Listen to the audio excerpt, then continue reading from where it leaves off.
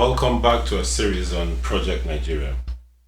Before we went on a short break, Mr. Chikemadu and I had talked about lack of innovation and technology being one of the problems in Nigeria.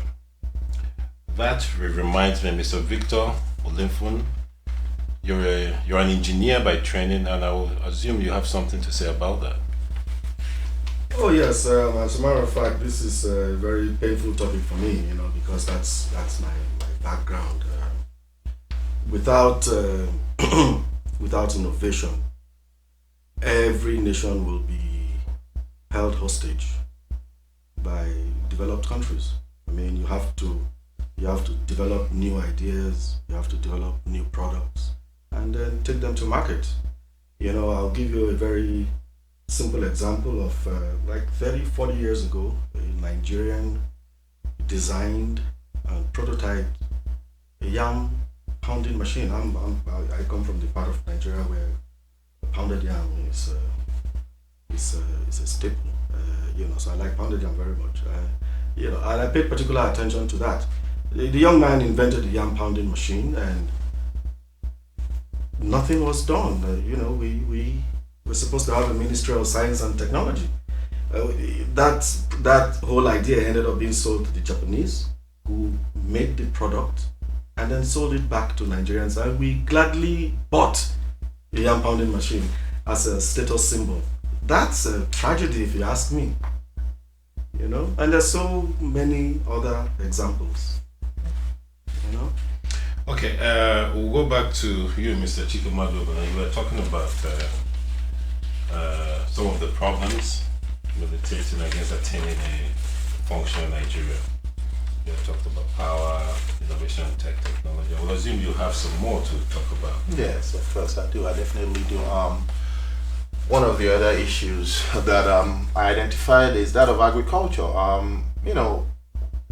Agriculture used to be a major source of income for the Nigerian nation till we found oil. So sometimes I consider the oil as a cost, because a lot of the problems that we have in Nigeria now as a result come from having oil.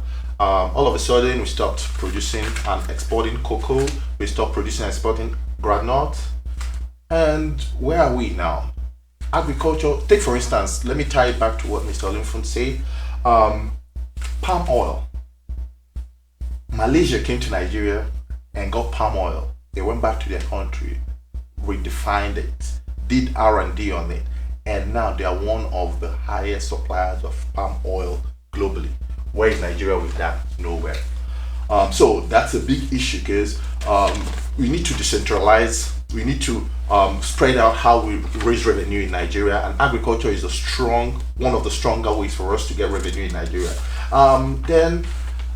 This is hard for me to say, but let's talk of banking and finance. Actually, that's one of the areas where, funny enough, in the recent past, Nigeria has made a lot of moves in shoring up the banking and financial sector of Nigeria. But it's still not, we still have a lot of corruption and a lot of issues with it. You wake up one day and you find out that $15 billion is lost. Nobody can account for it. Multiple agencies have multiple bank accounts that they operate. What's wrong with bringing it all together and putting it together so for ease of audit and for structuring? Don't get me wrong, this is one of the areas where I actually think that Nigerian government is actually putting in a little effort. Now the last one is infrastructure. Where do we start from when we come to infrastructure? Roads, even the power we're talking about. Infrastructure, we don't have the infrastructure. Even if we're able to generate it, how do we distribute it? So that's the main thing. That these are the main issues that I've identified personally that that are working against us being a functional Nigeria. And progressive Nigeria.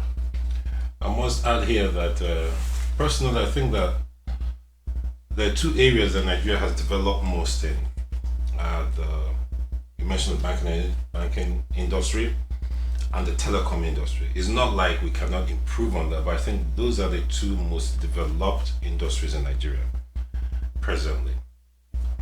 So I think, and they're mainly driven by the private sector. Yes. So that goes to tell us that we really need the private sector. I know that, a lot of Nigerians out there have the skills, they have the money to invest in these various areas. But the government needs to provide an enabling environment. So that's a major one. Mr. Victor, do you have any other thing to add here about what Mr. Chikemadibuna talked about? Talked about the banking industry and infrastructure. Yes, maybe he missed this point. You see, one of the key roles of banks, I used to be a banker myself, one of the key functions of the banking and finance industry is to give out loans to would-be entrepreneurs. I don't know if there's any bank in Nigeria that gives micro loans to small-time business people to run their businesses. And look, if you ask me, do I blame them? Really, we don't even have a credit check system. We don't have a national identification system. So even if you give a loan and the guy, the borrower defaults, what do you do? So you see, it's a whole totally messed up system, and we need to fix it.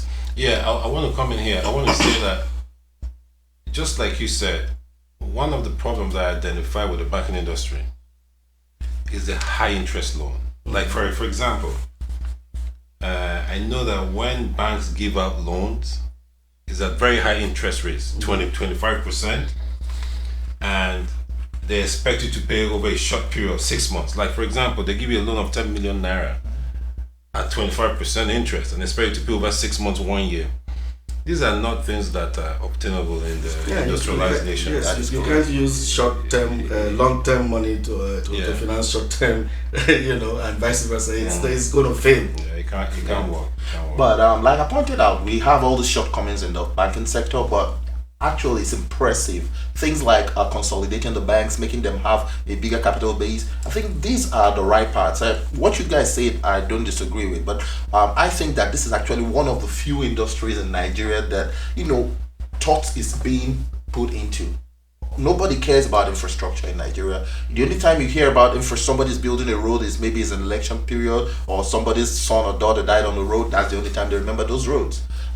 Sometimes you see squabbles. The state government will tell the federal government, this is your road. Federal government will be like, okay, don't touch it, we'll have to build it. What nation on earth can survive with that? America is talking about investing $2 trillion in the infrastructure, which is every Nigerian's dream. They look at America and be like, hey, that's the land of God. But they believe in building up what they already have in existence. So, that's it. Viewers, at this time we want to take a break. Again, we want to urge you to subscribe to our YouTube and follow us on Twitter, Facebook, and Instagram. And we thank you.